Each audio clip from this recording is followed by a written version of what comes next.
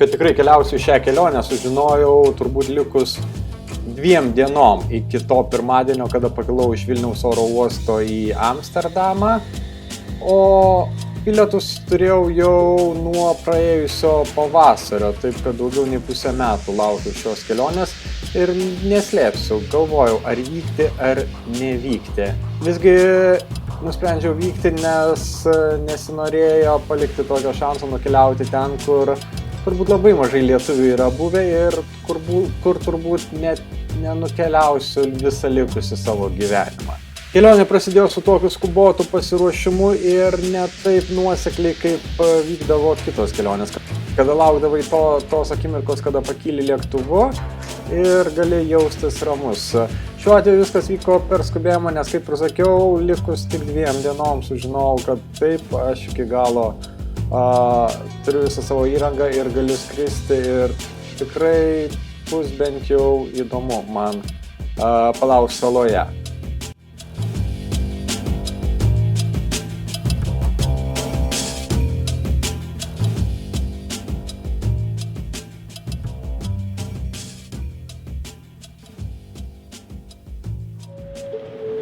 Gali kelionėse būti kiek nori išsiblaškęs, bet dažnai sekasi.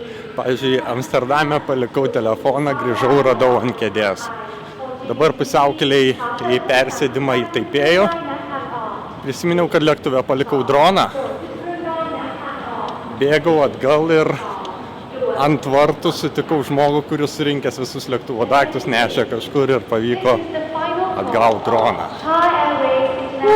Nu ką, dabar belieka pereiti apsaugą Bankoke ir bus kelionė į Taipėjų. Here we go.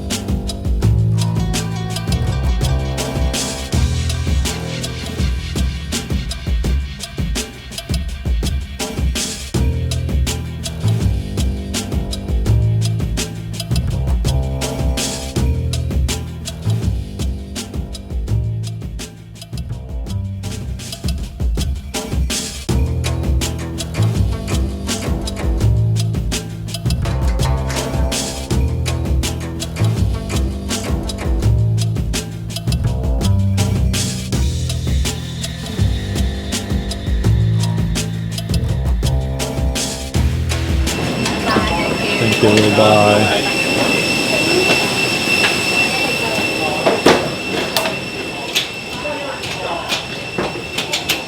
Labas Taivane. 3 valandos skrydžio, greitas, patogus miegojimas. Žiūrim, kas dabar vyks, nes turiu 21 valandą iki kito skrydžio. Žiūrėsim, kaip veikia čia migracijos sistema.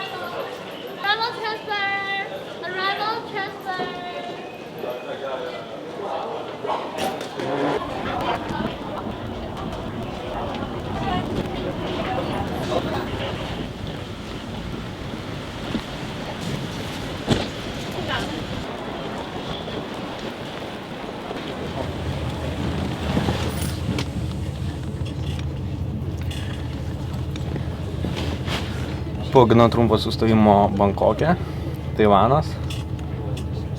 Turbūt vienas ilgiausių mano persėdimų, tarpas tarp persėdimų, tarp skrydžių tai yra 21 valanda, rytoj vietos laiku, po pietą išskrendu, dabar yra be 15:06 vakaro, tai vadinasi visas vakaras, visa naktis ir dar ir rytojaus popietė, rytojaus rytas yra laisvas. Būtų gėda turbūt ir negerai neišvykti į miestą ir nepasižiūrėti, kas per miestas yra ir ką ten galima padaryti. Jau labiau, kad iš manęs Bankokė atėmė Battery banką, nes jis buvo per didelės talpos, aš turiu nusipirkti naują, nes man jo tikrai turėtų reikėti. Nežinia, kada kas gali išsikrauti, o jeigu neturėsiu kur pasikrauti, kokios batarkės, tai bus bėda.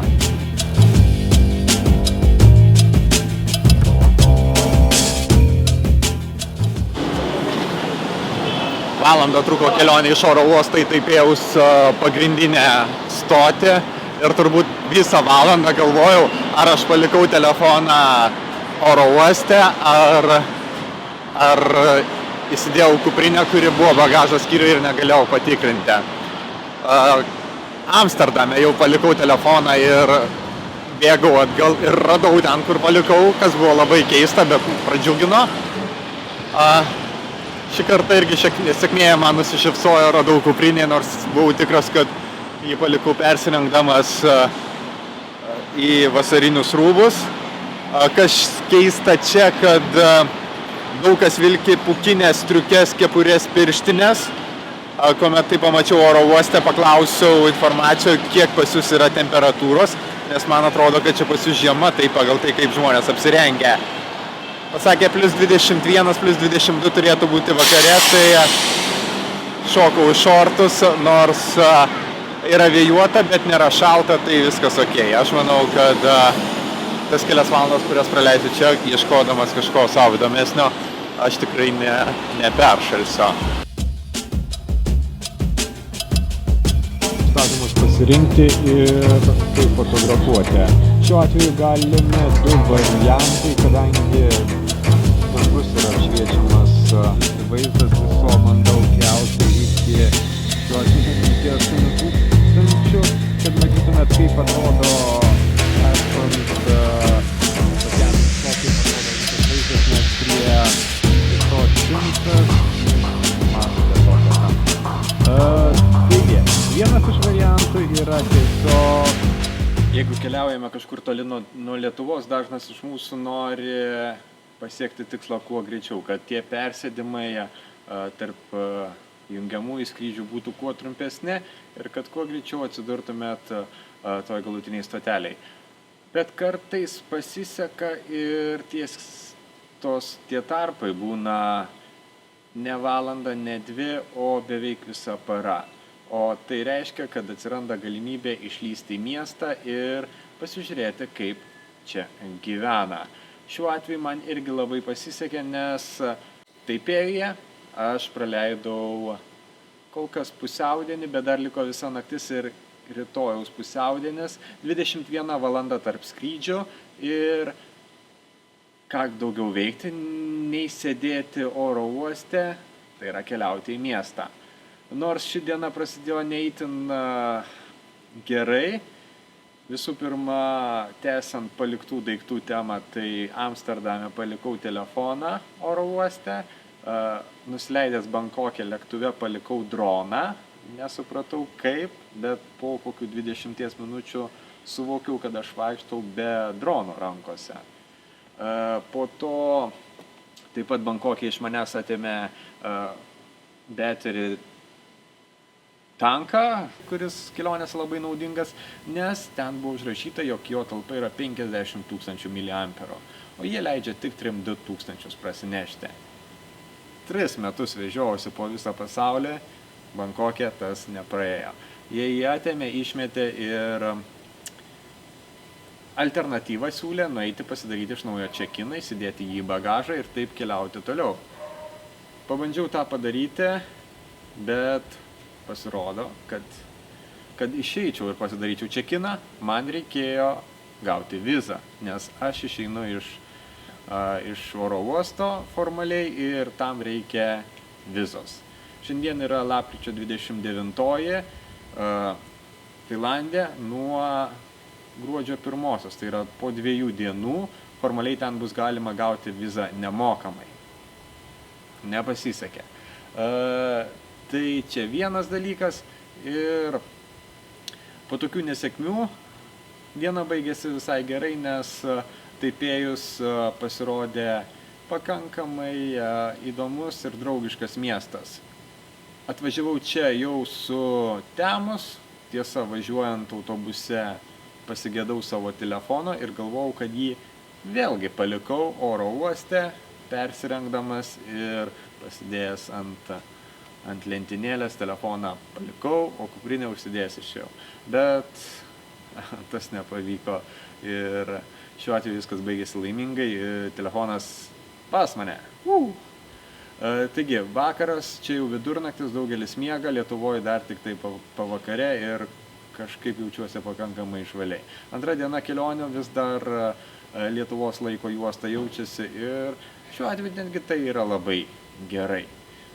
Galima, negalvojant apie miegą, kuo greičiau nueinant miegoti, vaikščioti po miestą ir padaryti kelis įdomius kadrus.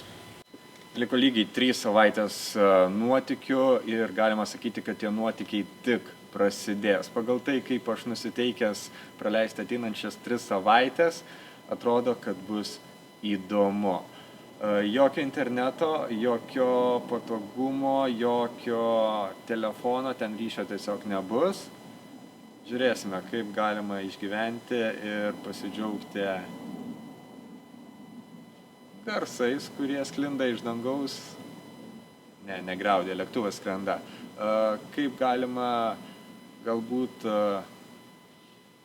plaukiant vandenį ir būti užpultam visiškos liūties. Pagyvensim, pamatysim, pats dar nežinau, kaip viskas bus, bet tikiuosi, kad per kūčias, kada aš turėčiau nusileisti Europoje, viskas bus ok ir aš būsiu su 2 kojom, 2 rankom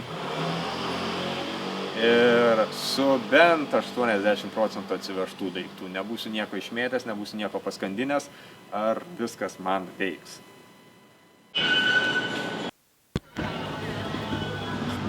Paskutinis tikslas Taipėjuje, Taivane, susirasti autobusą, kuris važiuoja į oro uostą ir keliauti, dar šiek tiek paskraidyti, o tada jau 3 savaitės atostogų.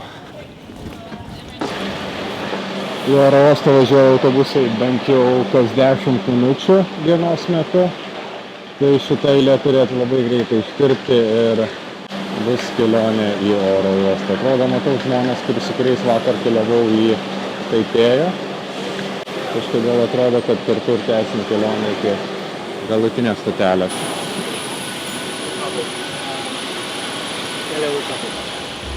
I woke up.